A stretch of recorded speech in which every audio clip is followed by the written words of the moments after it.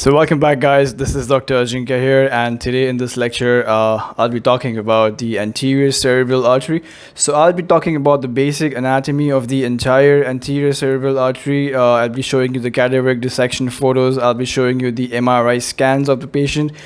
These are the MRI scans of the actual patients who I've encountered in my ENT and skull-based career. So a few of the MRIs I'm going to show you, different sections. I'll be showing you the anterior, which is the coronal sections. I'll be showing you the MRI scans in the sagittal section as well. I'll be showing you the anterior cerebral artery in the sagittal scans as well. As you can see over here, that's the anterior cerebral artery course. So I'll be talking about the entire anatomy artery. So also I'll be talking about the few cadaveric photographs, the basic anatomy of the course of the anterior cerebral arteries as well. So these are few cadaveric photographs showing the ACOM and the anterior cerebral artery anatomy and the pathway and the gyrus rectus and the branches as well. So basically, I'll be talking a lot about the anterior cerebral artery, right from its basic anatomy to its clinical significance and its variations. So the first thing also I'll be including is the 3D anatomy of the anterior cerebral artery. So I hope after this lecture, whoever watches this lecture, like skull-based surgeon or a neurosurgeon, ENT resident, ENT surgeon, I hope the basic anatomy of the anterior cerebral artery is like really clear for them. So this is really beneficial for the skull-based and the neurosurgeons out there. So let's start. I'll start with the first basic anatomy. So I'll show you the photograph of the basic anatomy of the anterior cerebral artery. Now, previously in the internal carotid artery lecture, I talked about how the anterior cerebral artery and the middle cerebral artery arise from the internal carotid artery. Also, I talked a lot about the entire anatomy of the circle of Willis. So you must be knowing, if you have seen my lectures before, you must be knowing how the anterior cerebral artery comes into play. So when the anterior cerebral artery is actually arises from the internal carotid artery, it has a medial, I'll just show you the sideways 3D anatomy as well. So this is the right side of the patient. Suppose a patient, this is the right side of the brain, the right half, the cerebral and the cerebellar half. And you can see this is the internal carotid artery over here. That's the internal carotid artery in its entire course, and behind you can see that's the vertebral artery forming the posterior circle of Willis, and this is the anterior circle of Willis. So eventually the anterior cerebral artery, this you can see that's the termination of the ICA, and how the MCA and the ACA is formed. So the ACA basically has got a medial anatomy. It is always present in the medial half of the cerebral hemisphere because it supplies the medial half of the frontal lobe up to the parietal lobe. So basically the anterior cerebral artery, as you can see over here, it goes from posterior aspect to the anterior aspect over here. So it has a posterior to the anterior anatomy, and eventually it after bifurcation into the pericallosal, or this is a pericallosal over here, and that's the callosomarginal over here. It goes posteriorly, superiorly and posteriorly.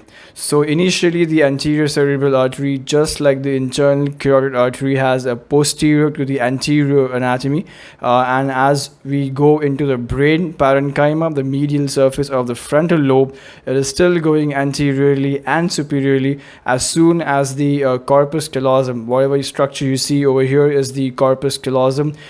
These are the ventricles here over here. This is corpus callosum. So the corpus callosum is nothing but the biggest, you can see the largest white matter in the brain. It has got a lot of tracts inside. So it basically connects the two cerebral hemispheres, okay, the left and the right. So this is the corpus callosum over here. And this corpus callosum has got 4 different parts. I'll show you in some time when I talk about the anatomy of the different segments of the ACA. So when as the genu, this is a genu of the corpus callosum right here. So as the genu of the corpus callosum arises, or you can say is approached, the anterior cerebral artery gains a posterior direction superiorly and posteriorly, and keeps on going posteriorly again. So it has a initially posterior to the anterior, it goes superiorly, and as it reaches the area above the genu of the corpus callosum, it starts going posteriorly. So this is a basic route of the anterior cerebral artery if viewed on the lateral aspect. So that was the anatomy of the direction of the anterior cerebral artery, and it's applying mostly the medial surface of the frontal up to the parietal lobe. So I'll be also talking about in detail the structures the anterior cerebral artery and its branches supplies. So I'll be talking about that as well in the same video. So this was the direction of the anterior cerebral artery. Now moving on to the divisions. Okay, so we should know how many parts does the anterior cerebral artery have got. So we knew, so now we know the proper basic anatomy of the direction and the orientation of the anterior cerebral artery. I would like to go back to this particular image back here. So as you can see, this is the patient's now this is the patient's left side being visualized over here. This is the sagittal section. That's the same corpus callosum as I showed you in the 3D anatomy. This is a genu of the corpus callosum, and at the level of the genu it starts going posteriorly and superiorly as well. So the anterior cerebral artery has got 5 parts. Okay, listen very carefully. The anterior cerebral artery is divided into 5 segments depending upon its origin and termination.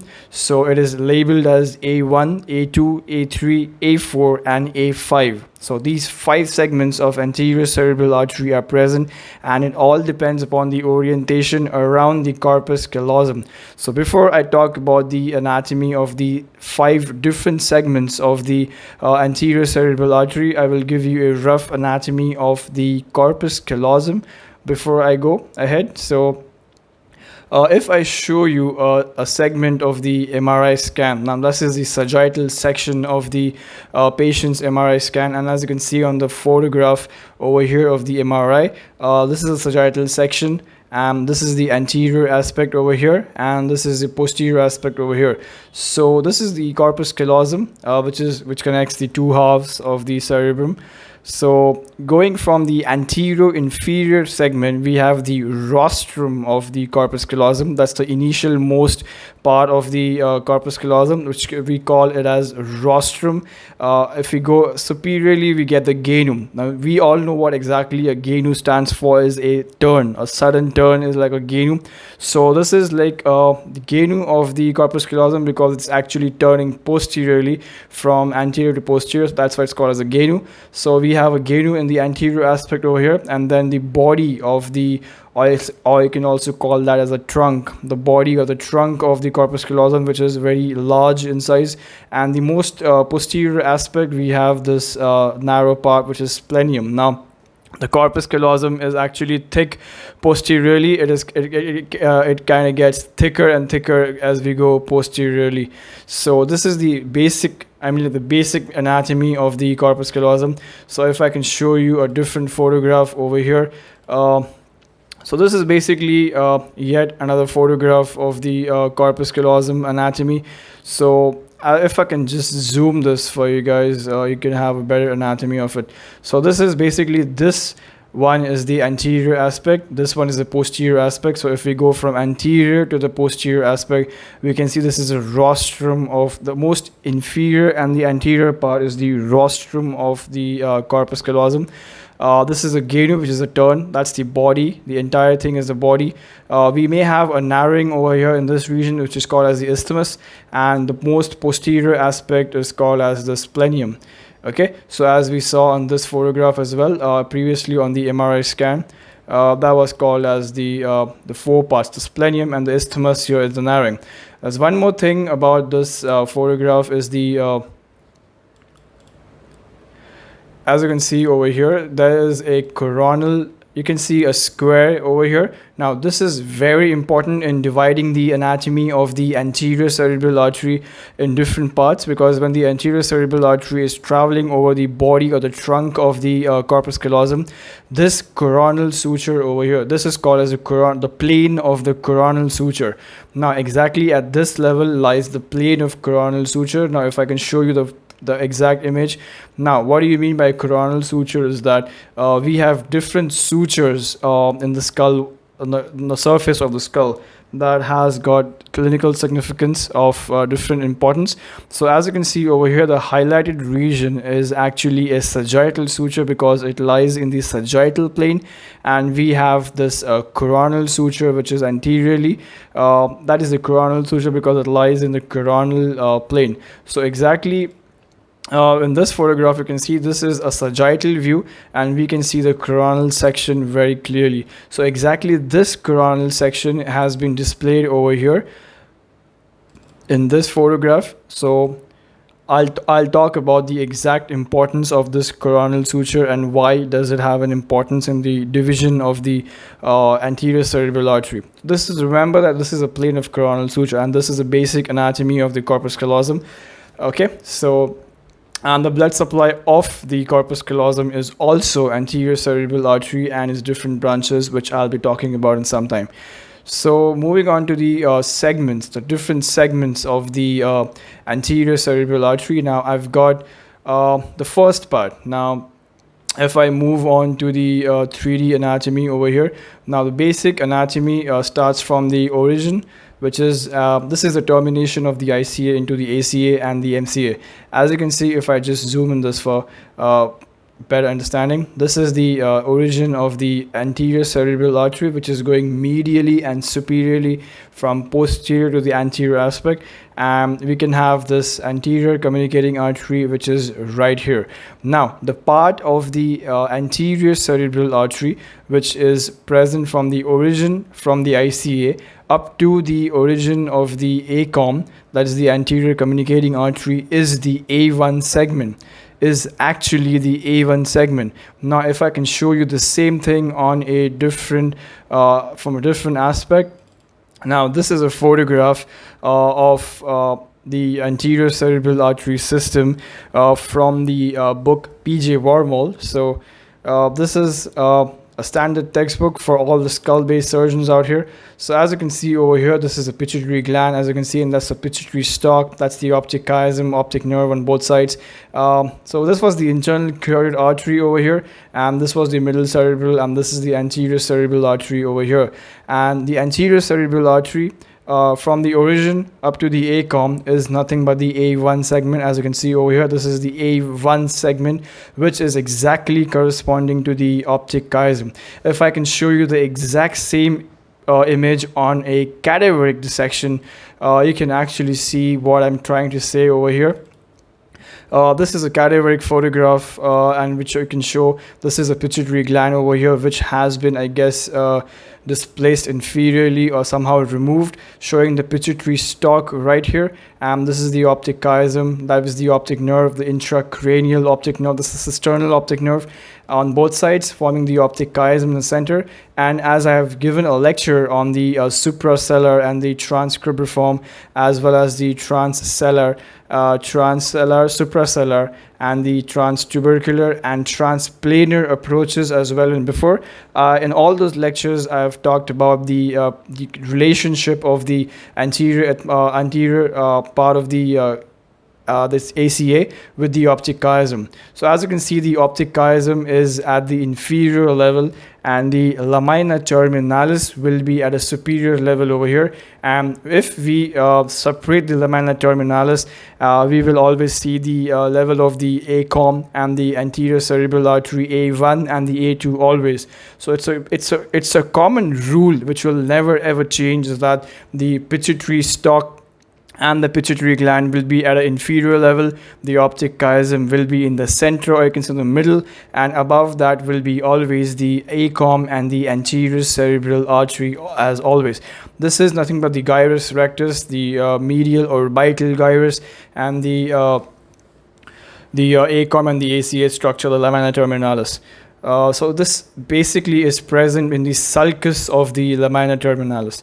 So this is how the cadaveric photograph looks like for the anterior cerebral artery. So we were talking about the A1 segment on the cadaveric dissection. Now, Now comes the A2. Now I'll be talking about the branches in a separate section.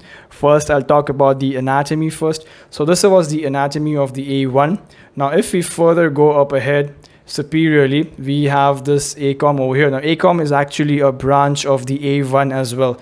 So from the origin of the ACOM, we have this A2. So if I can just put this in a sagittal section, this entire segment right from the ACOM will travel anterior superiorly and give off various branches. Now I'll be talking about this in detail in some time. So if we keep on moving upwards, we reach a structure called as the corpus callosum. Now this was the rostrum, this was the genu. So at the level of the genu, or just above the level of genu, this A2 segment will terminate into two different branches, as you can see over here.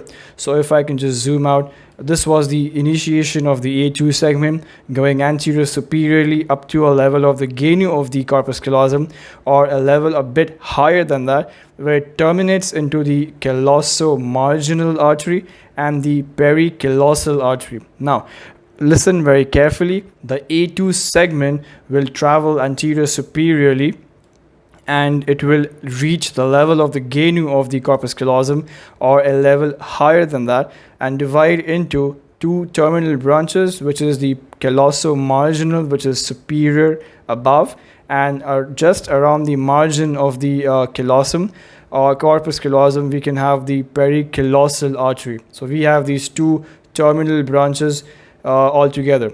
So that was the A2 segment, which we can look very carefully over here. Now this A2 segment has got actually three major branches, which I'll be talking about in some time. So that was the A2 segment. Now the A3, A4 and A5 segment are really important, and here lies the importance of the anatomy and the segments of the corpus callosum. So as we knew that the A2 segment will travel along the rostrum of corpus callosum, and at the level of the genu or slightly above that will terminate into the calloso-marginal and the pericallosal. The A3 segment is nothing but the part of the anterior cerebral artery, which starts from actually the origin of the in simple terms, the place where the A2 segment ends, that is the level of the genu, or slightly above that where the termination happens, or the bifurcation into calloso-marginal and the pericallosal occurs. That is the area where the A3 actually starts. Now this was the genu, okay? Now this short segment from the origin of the A, that's the bifurcation, up to the point where the corpus callosum actually turns posteriorly. So this was the corpus callosum. As you can see, it is anteriorly superiorly, and it is actually straight over here. The moment the artery, as you can see, corresponding to this anatomy of the corpus callosum, the artery is also vertical, going anterior superiorly up to this level, and this is the point actually where the artery is turning posteriorly. So some books suggest that the A3 segment is a short segment which arises from the anterior genu up to the point where the artery bends posteriorly. So that's a very short segment called as the A3 segment, which actually corresponds to the area of the genu of the corpus callosum. So if we consider this as the genu of the corpus callosum, we can consider this part of the artery to be as the A3 segment. And then comes the A4 and the A5. Now, as I showed you some time back, there was a coronal suture over here. So the plane of the coronal suture divides the body of the corpus callosum into two halves, the anterior half and the posterior half. So the artery of the anterior cerebral artery, which now it's called as the pericallosal artery, which is lying above the body of the corpus callosum, anterior to the plane of coronal suture, will be termed as the A4 segment, and the part of the pericallosal or the anterior cerebral artery, which is lying over the area of the body of the corpus callosum lying posterior to the plane of the corpus callosum, that's the plane of the coronal suture, will be termed as the A5 segment. So if we consider this to be A3 segment over here, if the plane of coronal suture will be somewhere over here, so this will be the A4 segment and this will be the A5 segment, and then we have the splenial part of the corpus callosum right here. So this is basically the anatomy of the anterior cerebral artery, how the anterior cerebral artery gets divided into different parts. So if I can show you the same thing which I spoke about in some time back on this image, you're gonna get it very clearly again. So this was the patient's left side cerebral hemisphere, sagittal section. This was the origin of the ACA, and that's the anterior communicating artery. So this is the A1 over here. Now this is the A2, the branches of the A2 over here. Now this is a place where the genu comes of the corpus callosum, and the termination, or you can say the bifurcation into the calloso-marginal and the pericallosal artery occurs. So this is a place where the A2 ends actually, and a short segment of A3 till the artery bends posteriorly. This will be the short segment of A3. This will be entirely A2, and this will be A1. So the A3 is very short, and then we have the plane of coronal suture over here. So the anterior half is A4 and the posterior half is A5, and then we have this splenial part over here. So we have further branches of the pericallosal. So some books also suggest that the A2 is nothing but the continuation of the ACA as pericallosal artery, and calloso-marginal artery is just a branch of the pericallosal artery. So there are two divisions, or you can say two types of classification systems. One is we consider the A2 being divided terminally into pericallosal and the calloso-marginal, and the other one is that we consider that A2 being a continuation into the pericallosal and the calloso-marginal being just a branch of the pericallosal artery. So that is how we consider the divisions of the anterior cerebral artery according to the books, standard books. So this is how the basic division of the anterior cerebral artery takes place. So now moving on to the branches of the anterior cerebral artery and its different segments. As we could see over here, now I just want to show you a different image for this. This is an image which I got from a standard textbook, and this is the A1 segment. Now the A1 segment has got two branches. That's the MLA. Now the A1 is the MLA, which is standing for the medial lenticular striate artery. So the medial lenticular striate artery is considered as a branch of the A1. Also, certain standard textbooks also consider ACOM to be a branch of the A1 itself. So the A1 segment has got two branches, that's the ACOM and the medial lenticular striate arteries. Then we come on to the A2 segment. Now the A2 segment has got three important branches. These are the first one being the recurrent artery of Heubner, as you can see over here. Now, the recurrent artery of Heubner lies very close to the junction of the A2 and the ACOM, but it is actually a part of the A2 segment. Sometimes it may arise from the ACOM as well, or the A1 itself, but most commonly it comes from the A2 segment. That's the recurrent artery of the Heubner. Now, the most important clinical importance of this recurrent artery of Heubner is that the artery curves on itself. So whenever there is a clipping of the anterior communicating artery in surgeries, you may clip by accident the recurrent artery of Heubner as well. That's why we call it as a recurrent artery, because it tries to curve on itself. So the second artery, also the recurrent artery of Heubner, supplies the the internal capsule, the putamen, and the caudate nucleus, actually the head of the caudate nucleus. So you have to remember all these terms if asked in Viva questions. So moving on to the second branch, we have these orbital frontal artery, and then we have the frontopolar artery. So if I can show you on this cadaveric photograph over here, this one is the cadaveric photograph. We have this ACOM over here. This is the A1 and this is the A2. We can see the orbitofrontal branch coming out here, and this is the frontopolar branch. Now, as I could show you on this image over here, we could see that the orbitofrontal is arising from the lateral surface, and the frontopolar artery is arising from the medial surface of the A2 segment.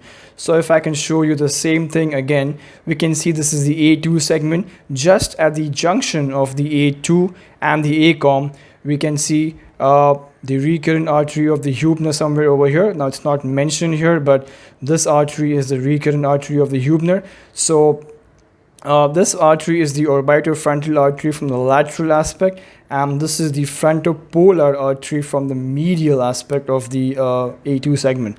So this is how the division of the A2 segment occurs. Now, if I can show you this photograph as well. So this is a superior view. Now, if any skull-based surgeon or a neurosurgeon is going through a transcribriform approach for any tumors in the anterior cranial fossa, so say for example the olfactory neuroblastoma and all that, so they approach, this is a superior view. So this is the optic chiasm over here, that's the optic nerve, that's the carotid artery. This is the ACOM, as you can see in the center, and this is the A1 segment over here, as I've labeled on the diagram itself. This is the A1 segment, and this is the A2 segment. So we have three branches of the A2, which you can see over here is the frontoorbital in the dark red, which is lying at an inferior level as compared to the frontoorbital artery. So the frontoorbital artery is actually on the inferior level. In comparison, we have the frontopolar artery. So the frontopolar artery is lying at a superior level as compared to the frontoorbital artery, which lies at an inferior level. So if I can show you the same image on the cadaveric photograph over here, we can actually see that in this image the frontoorbital artery is so much inferior and lateral to the frontopolar artery, which is kind of superior to the frontoorbital artery over here. So this is very important. So the first artery which a skull-based surgeon will encounter during a transcribriform approach will be the orbitofrontal artery and not the frontopolar artery. So many guys mistake the first artery which they see is, they think that's the polar artery, but that's not the case. It's actually the orbitofrontal artery which they first encounter. So this is a basic anatomy of the branches of the A2 segment. Then we've got the A3 and the A4 and the A5. So when the division of the ACA was done into A5, the 5 different segments, the branches of the, as you can see over here, the branches of the different segments of the anterior cerebral artery were classified into two main things. The first one being the cortical, or you can say the peripheral or the terminal branches, further in which 3 categorization was done. So the first one was classified as the orbital branches, which supply the orbital surface of the frontal lobe, which is in this region over here. The second one was near the corpus callosal area, which is called as the frontal branches, the area which supplies the corpus callosum, the medial orbital gyrus, and the paracentral lobule as well. And the third one was categorized as the area which supplies the precuneus area. Okay, and the second main classification done was the branches, the central branches which be in the center, which enter into the parenchyma and supply the internal capsule, the putamen, the head of the cord. So it supplies the also the septum pellucidum area, the area of the anterior perforated substance, and the area of the lamina terminalis. So these are all the areas which are supplied by the central branches of the ACA.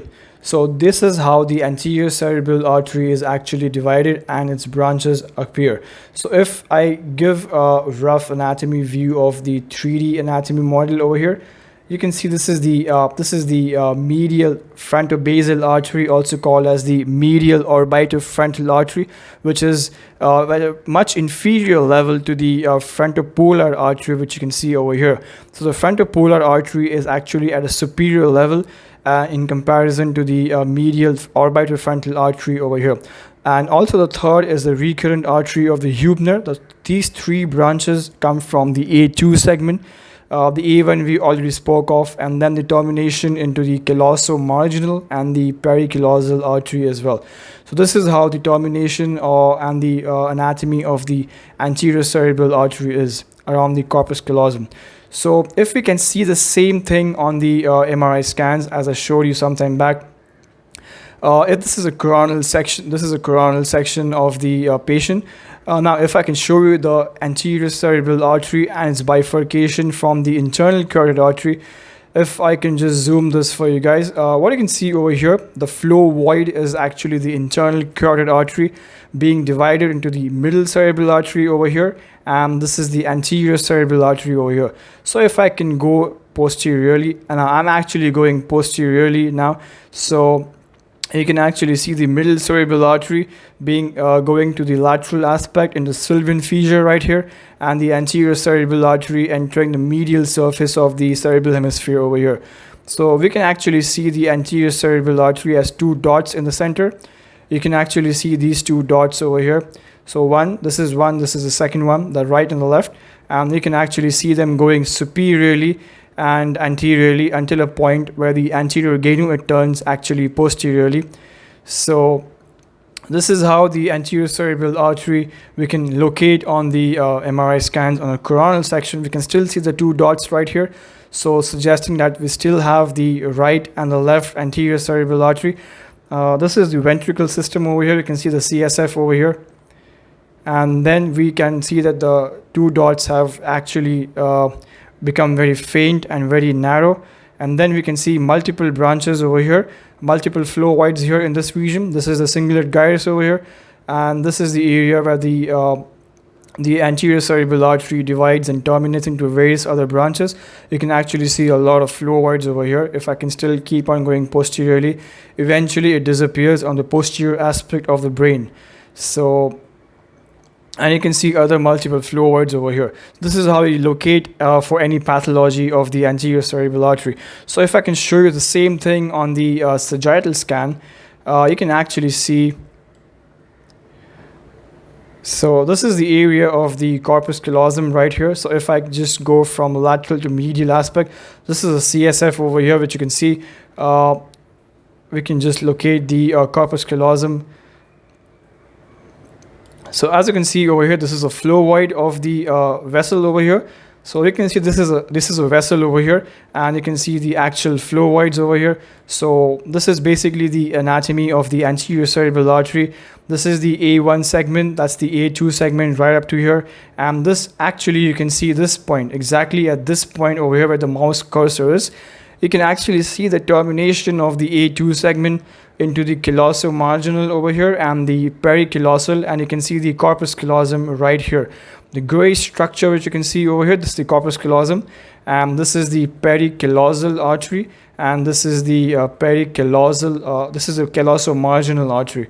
So you can actually read the MRI scan for any pathology of the any anterior cerebral artery, for aneurysm or for hypoplasia or bifurcation or duplication, for variations like that. So this is how the MRI can help us identify the vessel on the MRI scans. So I think we covered about the basic anatomy of the anterior cerebral artery, the 3D anatomy, the cadaveric dissection of the anterior cerebral artery, the different branches of the different segments of the anterior cerebral artery, the areas it supplies to, and the MRI scan of the anterior cerebral artery. So I hope this was just a basic of the anterior cerebral artery. I know there's really much more to it, but I just tried to teach you all the basics of the anterior cerebral artery for a beginner level. So if you have any doubt, you can just comment in the section below, and I'll be sure to reply to that. So I hope you liked this video and was really helpful for you guys. If you liked the video, subscribe to my channel, and till then, see you next time. Take care.